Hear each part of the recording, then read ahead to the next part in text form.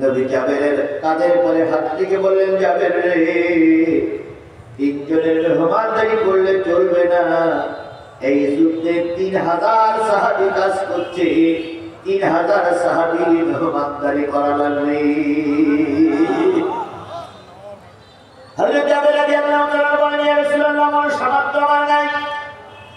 নবী বললেন, তুমি বাড়ি যাও, গোশতের পাতিলটা ঢেকে রাখবে, রুটির পাতিলটা ঢেকে রাখবে, আমি না যাওয়া পর্যন্ত খুলবে না। নবীজি একটা টিলার করে দাঁড়িয়ে বলেন, আমার সাহাবীরা, জাবেরের বাড়িতে আজকে দুপুরবেলা তোমাদের দাওয়াত। কয়জন লোকের ব্যবস্থা হয়েছে? যাবে কয়জন? কল্পনা করলেও বলা হবে, হিসেব করে কুলানো যাবে? হিসেব করে কুলানো যাবে? রাস্তা দিয়ে আসার সময় দেখলাম একটা বিয়ে বাড়ির আয়োজন চলছে, কালকে বোধহয় বিয়ে নাকি, কালকে বিয়ে। এখন বরযাত্রীর লোকেরা আসবে 100, কন্যা যাত্রী যারা আছে আশপাশ তাদের নিয়ে 100, 500 লোকের অ্যারেঞ্জমেন্ট। এইসব সঙ্গে আর100 যদি আসলে ম্যানেজ করা যায়, কিন্তু লোক যদি আসে 1200, বাড়ি থাকবে তো? বাড়ি যাবো, বাড়ি ওই আবাসিক হোটেলে গিয়ে বসে থাকবে, কোনটা দরকার নেই, মান সম্মান রেখে বাঁচায়। 3 জন লোকের অ্যারেঞ্জমেন্ট, লোক আসবে কয় হাজার? 3000। জাবেরের মুখ একটু মলিন হল। নবী বললেন, জাবের রে, বরকত দেওয়ার মালিককে? আরেকটু জোরে বলেন, বরকত দেওয়ার মালিককে? চিন্তা করো না, তোমাদের চেষ্টা যখন শেষ, আল্লাহ রহমত তখন শুরু। জাবের চলে গেলেন, স্ত্রীকে বললেন, স্ত্রী বেজার, স্ত্রী না খোশ, এত লোক আসলে কিভাবে জায়গা দেবো? রাসূল বলেছেন। 3000 লোক নিয়ে আল্লাহ নবী বাড়িতে ফিরলেন, বাড়িতে ঢুকলেন, গোশতের পাতিলের ভিতরে একটু থুতু দিলেন, রুটিগুলোর ভিতরে একটু বিসমিল্লাহ বলে হাত দিলেন, একখানা করে রুটি, এক টুকরা করে গোশত সবাইকে দেওয়া শুরু করলেন। দিতে দিতে এক সময় সবাই পর্যন্ত পৌঁছায় গেল। রাসূলের জীবনে প্রায় হাজার কয়েক হাজার মহিলা ছিল, তার ভিতরে একটি গোশত আর দিতে শেষ। নবীজি বলেন, আল্লাহর নাম নিয়ে শুরু করো, সবাই শুরু করলেন। খাওয়া দাওয়া শেষ হয়ে গেল। নবীজি বললেন, যাবে দে, গোশতের পাতিলটার দিকে তাকায়ও না, রুটির পাত্রটা আলগা করো না। কিয়ামত পর্যন্ত আমার অসহায় সাহাবীরা দুনিয়া আসবে, অসহায় উম্মতরা দুনিয়া আসবে, এর থেকে খানা পিনা শুরু করবে। নবীজির হাতের ছোঁয়ায় যদি এত বরকত হয়, সেই নবী আপনার আমার নবী, কথা বলে ঠিক যাবে ঠিক? সেই নবীর নাম শোনার পরে দুরূদ শরীফ পড়া দরকার আছে না নাই? আল্লাহ রাসূল বলেন, যে ব্যক্তি আমার নাম শোনার পরে দুরূদ শরীফ পড়ে না, সে ব্যক্তি হলো বড় কৃপণ। সুতরাং আমি রাসূলের নামে দুরূদ আর সালাম দিয়ে শুরু করছি, কারোর জবান বন্ধ থাকবে না। সকলে মিলে বলছি, সাল্লাল্লাহু আলাইহি ওয়াসাল্লাম। বন্ধুগণ, শুনতে এসেছেন কি মাহফিল? তাফসীরুল কোরআন মাহফিল। তাফসীরুল কোরআন মাহফিলে কোরআন থেকে তাফসীর হোক, এটা কি আপনারা চান? সবাই মিলে চান? আমি আপনাদের খেদমতে সূরা জুমারের 2টা আয়াত তেলাওয়াত করেছি, 73 এবং 74 নম্বর আয়াত। এই 2টা আয়াতের উপর ভিত্তি করে কথা হবে। আয়াতের মূল আলোচনা হলো জান্নাতে যাবে কারা। আলোচনার মূল বিষয়বস্তু জান্নাতে যাবে। এবার আমি আপনাদের কাছে এই বিশাল কাফেলার কাছে হাত তুলে জানতে চাই, আপনারা কি জান্নাতে যেতে চান না জাহান্নামে যেতে চান? কারা কারা জান্নাতে যেতে চান একটু হাত উঁচু করে আল্লাহরে দেখান। জোরে একটা তাকবীর।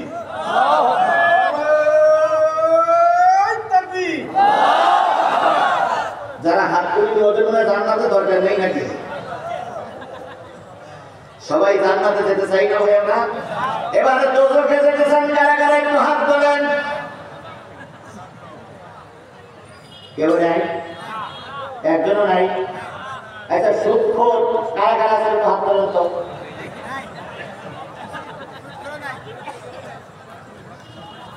সুন্দর নাই।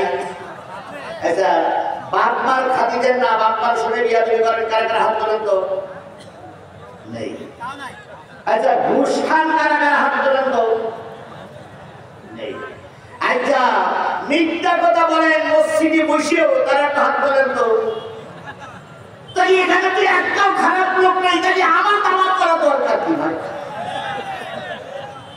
এখানে যারা আছে সবাই তো ভেস্তি, তাহলে এভাবে চলে যায়। তাই ওয়াজ শোনাবো কার? সবাই তো ভালো লোক। তাহলে আমরা কোথায় যেতে চাই? জান্নাতে যেতে চাই। জান্নাতে যেতে গেলে কি কি কাজ করা দরকার সেই বিষয়ে আলোচনা করব ইনশাআল্লাহ। আপনারা আমাকে রেখে পালাই চলে যাবেন সবাই? এই কথা বলেন, পালাই চলে যাবেন সবাই? আল্লাহ আমাদের জান্নাতের উচ্চ মাকাম দান করুন। সকলে মিলে বলুন আমিন। আরেকটু জোরে বলেন আমিন। কোন সূরা থেকে তেলাওয়াত করেছি? জুমারের কত নম্বর আয়াত বললাম? 73 এবং 74। হ্যাঁ 73 এবং 74 নম্বর আয়াতের আলোচনা হবে ইনশাআল্লাহ। সঙ্গে সূরা নিসা 69 নম্বর আয়াতকে এখানে নিয়ে আসবো ইনশাআল্লাহ। দুইটা পয়েন্টের আলোচনা হবে। মূল আলোচনার বিষয় হলো জান্নাতে যাবে কারা। এখন তো কিছু লোক বলতেছে ভাই আমাদের দলে থাকলেই জান্নাতে যাওয়া যাবে, বলতেছে না দেখো যে আমাদের দলে থাকলে কি যাওয়া যাবে? জান্নাতে যাওয়া যাবে।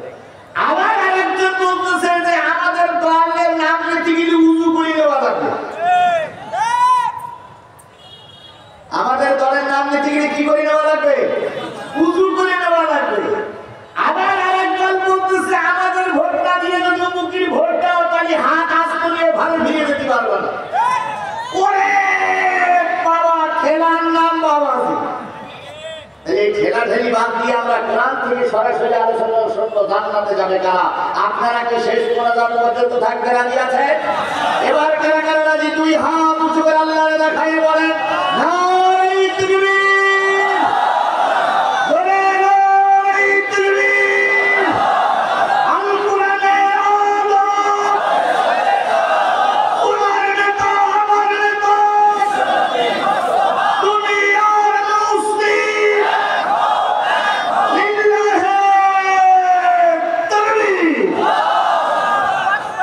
হাত উঁচু করে কারে দেখালাম? আল্লাহ হাত উঁচু করে দেখেছে? দেখবে কি করে? মাথায় তো সামিয়ানা দেখেছে? দেখেছে? তাহলে আপনারা হাত উঁচু করে বলেছেন কি শুনবেন, আর আমি হাত উঁচু করে বলেছি কি বলবো? আরে আপনি আমি ওয়াদার কর্মী। যদি কেউ ওয়াদা খেলাপ করে আল্লাহর কোরআন এবং রাসূলের ভাষায় বলা হয় মুনাফিক। কি বলা হয়? মুনাফিক। আমি কারা জান্নাতে যাবে সূরা জুমারের আলোচনা শেষ করার আগে যদি কোনো ব্যক্তি ময়দান ছেড়ে চলে যায় নিশ্চয়ই ওয়াদা খেলাপ করেছেন আপনি। আল্লাহ আপনাকে আমাকে হেফাজত করুক, শেষ মোনাজাত পর্যন্ত কবুল করুক। সকলে মিলে বলুন আমিন। মাঝখানে একটুখানি বলি, এখান থেকে 2 বছর আগে কি 1 বছর আগে কর্তৃপক্ষ আমাকে দাওয়াত করেছিলেন, কিন্তু জান্নাতি মানুষেরা আমাদের অনুমতি দেয়। বলেছিল সব বক্তা আসবে, জিহাদি আসতে পারবে না। কেন? এটা আমাদের দেশ, ওনারা হয়তো রাজাকার। অথচ সেই রাজাকারেরাই আছে মুক্তিযোদ্ধার বাচ্চারা টুকরা টুকরি বেঁধে দিয়ে ভারতে বানিয়ে গেছে। সুতরাং তখন আমরা কোরআনের কথা বলতে চাইলেও বলতে পারিনি। আজকে সেই কথাগুলো হবে। 2-3 বছর ওনারা চেষ্টা করতেছে, ওনারা ক্ষতিগ্রস্ত।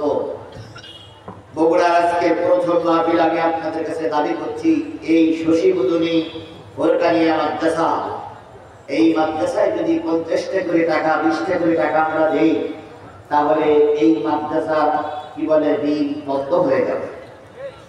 আমি দেবো 20 টাকা, আমি দেবো 50 টাকা, এদের আর কোনো ঋণ থাকবে। আর কর্তৃপক্ষ যারা তাদেরকে দাওয়াত করে নিয়ে আসছে, বড় চেয়ারে বসাইছে, এমনি বসাইনি। কথা বলেন, এমনি বসাইনি। টার্গেট হলো 20,000 50,000 টাকা আপনাদের কাছে